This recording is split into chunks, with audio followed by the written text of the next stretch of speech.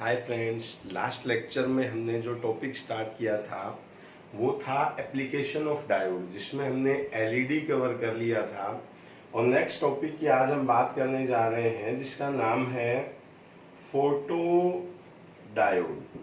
देखो, जब हमने एलईडी पढ़ी थी तो उसके साथ में कहा था कि एलईडी हमेशा फॉरवर्ड बायस में यूज होती है।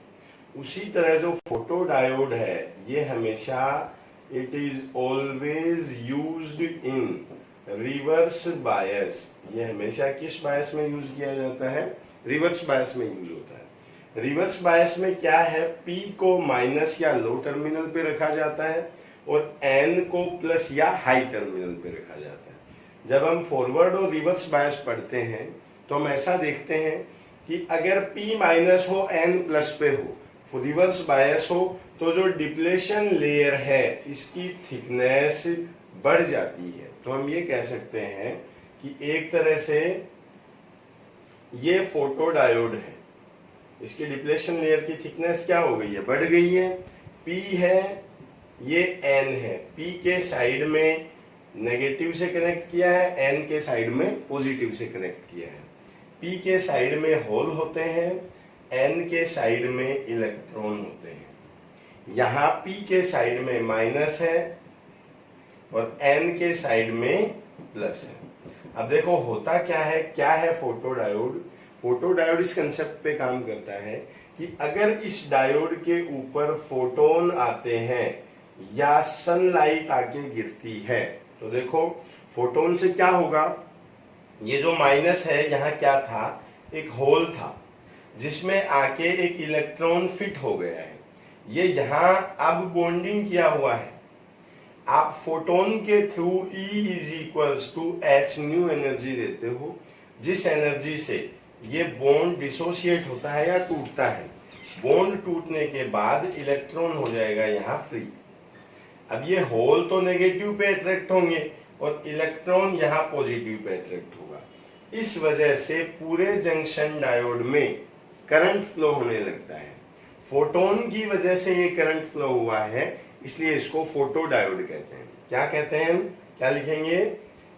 As we know that depletion layer thickness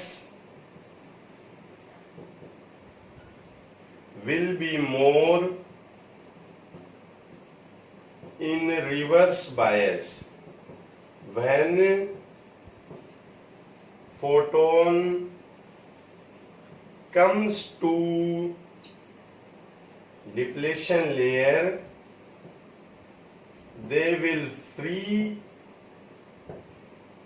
the electrons. Due to these free electrons, current will flow in junction. This is called photodiode। इसको कौन सा डायोड कहते हैं? फोटोडायोड कहते हैं। अब इसका सिंबल किस तरह से रखा जाता है ये पढ़ते हैं हम। डायोड, इसके ऊपर फोटोन आके गिरते हैं तो ये डायोड के ऊपर ये फोटोन डाल दिए जाते हैं, ये रहे, इसलिए इसको बोलते हैं फोटो डायोड। तो क्या याद रखेंगे? फोटो डायोड हमेशा रिवर्स बायस में कनेक्ट किया जाता है। जब फोटोन आके डिप्लेशन लेयर के ऊपर गिरते हैं तो ये यहाँ के इलेक्ट्रॉन्स को फ्री कर देते हैं, जिसकी वजह से पूरे जंक्शन में करंट फ्लो होने लगता है। इस सिस्टम को बोलते हैं फोटो डायोड। अब चलते हैं नेक्स्ट एप्लीकेशन में, जिसको बोलते हैं रेक्टिफायर। कि डायोड का जो नेक्स्ट यूज है वो लिया जाता है रेक्टिफायर की तरह और एक लिया जाता है फिल्टर की तरह। एक एक करके हम इन दोनों का यूज समझते हैं कि कैसे हम फिल्टर काम में लेते हैं, कैसे हम रेक्टिफायर काम में लेते हैं। तो देखो पहले चलते हैं रेक्टिफायर। ये रेक्टिफायर दो तरह से काम में आता है। पहले तो रेक्टिफायर होता क्या है, इसको हिंदी में आप समझना चाहें तो इसको बोलते हैं दृष्टकारी। या मान लो कहीं से एसी करंट आ रहा है, एसी मतलब अल्टरनेटिंग करंट आ रहा है, इसको अगर डीसी में बदलना हो डायरेक्ट करंट में बदलना हो तो जो इंस्ट्रूमेंट काम में लिया जाता है उसको बोलते हैं रेक्टिफायर। फर्क क्या है, एसी की जो वैल्यू है वो पॉजिटिव नेगेटिव दोनों तरफ होती है और डीसी की जो वैल्यू होती है वो सिर्फ पॉजिटिव में होती है। मतलब हमें इस एसी के नेगेटिव पार्ट को यहां से एलिमिनेट करना है। इस चीज के लिए डायोड की जो एप्लीकेशन काम में ली जाती है उसको क्या बोलते हैं, रेक्टिफायर बोलते हैं। अब रेक्टिफायर कैसे काम में आता है, देखो रेक्टिफायर दो तरह के होते हैं, एक हाफ वेव रेक्टिफायर, एक फुल वेव रेक्टिफायर। पहले हम समझते हैं हाफ वेव रेक्टिफायर को। इसमें क्या करते हैं, मान लो यहां से कोई ट्रांसफॉर्मर लगा हुआ है जिससे आगे एसी करंट आ रहा है। इस सिंबल को बोलते हैं ट्रांसफॉर्मर का सिग्नल। ये आगे सिर्फ एसी करंट ही देता है। अब करते क्या है, यहां एक डायोड लगा देते हैं और यहां एक लोड लगा देते हैं। लोड मतलब जिस रेजिस्टेंस को आपको काम में लेना है, बल्ब मान सकते हो, फैन मान सकते हो, कोई भी इंस्ट्रूमेंट जिसको आपको काम में लेना है उसको यहां हम लोड पे लगा देते हैं। अब देखो क्या है, हमने पढ़ा है कि अगर डायोड फॉरवर्ड बायस में हो तब तो करता है स्विच ऑन की तरह काम, और अगर डायोड रिवर्स बायस में हो तो ये करता है स्विच ऑफ की तरह काम। तो जब यहां से करंट आता है इस तरह का, ये है इनपुट, तो पहले ऊपर क्या जाएगा, प्लस, फिर क्या जाएगा, माइनस, फिर प्लस, फिर माइनस। तो जब पहले प्लस जाएगा तो ये फर्स्ट वो पार्ट के लिए पी चला गया प्लस पे। तो कौन से बायस में है ये, फॉरवर्ड बायस में, तो किसकी तरह काम करेगा, स्विच ऑन की तरह। अगर अगले साइकिल में जब हम यहां से नेगेटिव देंगे तो ये बायस किस में आ जाएगा, रिवर्स बायस में। अब ये किसकी तरह काम करने लगेगा, स्विच ऑफ की तरह। तो जब हम पॉजिटिव पार्ट अल्टरनेटिंग करंट का यहाँ सप्लाई करते हैं तब तो डायोड करता है स्विच ऑन की तरह काम, इसलिए करंट आगे पास होता है। और अगर हम नेगेटिव पार्ट सप्लाई करते हैं तो ये करता है रिवर्स बायस की तरह काम, इसलिए ये उसको क्या कर देता है, ऑफ। तो आउटपुट पे सिर्फ कौन सा पार्ट मिलता है, पॉजिटिव। तो हम ये कह सकते हैं अगर ये था इनपुट तो जो आउटपुट है उस पे ये पार्ट गायब हो जाते हैं, ये मिलेगा, ये नेगेटिव नहीं मिलेगा, ये मिलेगा, फिर से नेगेटिव नहीं मिलेगा। बीच में से जो नेगेटिव पार्ट है उसको हटा देते हैं और इस तरह से करंट का रेक्टिफिकेशन हो जाता है। सिर्फ आधा ही पार्ट आगे मिला है, इसलिए इसको बोलते हैं हाफ वेव रेक्टिफायर। ठीक है। इसी तरह एक दूसरा रेक्टिफायर काम में लिया जाता है जिसको बोलते हैं फुल वेव रेक्टिफायर, जिसमें दो डायोड काम में लिए जाते हैं।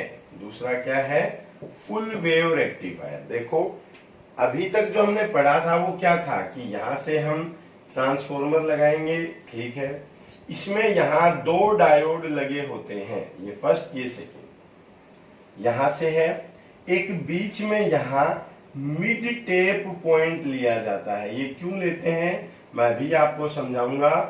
और यहां लगा दिया जाता है लोड, इसको नाम दे देते हैं D1, इसको नाम दे देते हैं D। देखो जब आप AC देते हो, ये है AC, तो पहले क्या जाएगा, पॉजिटिव नेगेटिव। तो D1 जो डायोड है इसके ऊपर जाता है पॉजिटिव और जो D2 डायोड है इस पे जाता है नेगेटिव। पॉजिटिव नेगेटिव, फिर जाएगा नेगेटिव पॉजिटिव। तो D1 पे जाता है पॉजिटिव, इसलिए ये किस बायस में चला जाता है, फॉरवर्ड में। और ये माइनस पे गया तो ये किस में गया, रिवर्स में। ये ऑन की तरह काम करता है, ये ऑफ की तरह काम करता है, इसलिए यहां से करंट नहीं जाता है, इसमें से करंट चला जाता है। तो फर्स्ट हाफ जो पॉजिटिव था और सेकंड नेगेटिव था, उसमें से D1 डायोड का काम है करंट को आगे सप्लाई करना। अब नेक्स्ट हाफ में क्या होगा, ये नेगेटिव जाएगा ऊपर और पॉजिटिव जाएगा नीचे, आगे चलता जाएगा। तो अब क्या होगा, इस तरह का इनपुट जाएगा। तो ये जो D1 डायोड है ये जाएगा नेगेटिव पे और ये जो D2 डायोड है ये जाएगा पॉजिटिव पे। अब ये ऑफ की तरह काम करेगा क्योंकि किस बायस में है, ये रिवर्स में। और ये ऑन की तरह काम करेगा क्योंकि किस बायस में है, फॉरवर्ड में। तो अब करंट देने की बारी आती है D2 की। तो जो आउटपुट हमें मिलता है वो मिलता है इस तरह से, ये D1 डायोड ने दिया, ये D2 डायोड ने, ये D1 ने, ये D2 ने। अब सवाल उठता है कि मिड टैप पॉइंट का काम क्या था। अगर ये मिड टैप पॉइंट नहीं होगा तो जो D2 डायोड वोल्टेज देगा वो फिर से नीचे मिलेगा। इस वोल्टेज को ऊपर करने के लिए, पॉजिटिव हाफ में ले जाने के लिए मिड टैप पॉइंट काम में लिया जाता है। तो D1 D2 D1 D2 इस तरह से करके नेगेटिव पार्ट पूरा गायब हो जाता है और सिर्फ कौन सा पार्ट मिलता है, यहाँ पे पॉजिटिव पार्ट मिलता है। इसको बोलते हैं फुल वेव रेक्टिफायर। अब देखो, इन दोनों रेक्टिफायर्स में कुछ कंपैरिजन हमें करना है, कुछ प्रॉपर्टीज का एनालिसिस हमें करना है, जिसमें से नंबर 1 है frequency at output in rectifiers. देखो, जब हमने अभी पढ़ा कि ये इनपुट है, ठीक है, आउटपुट में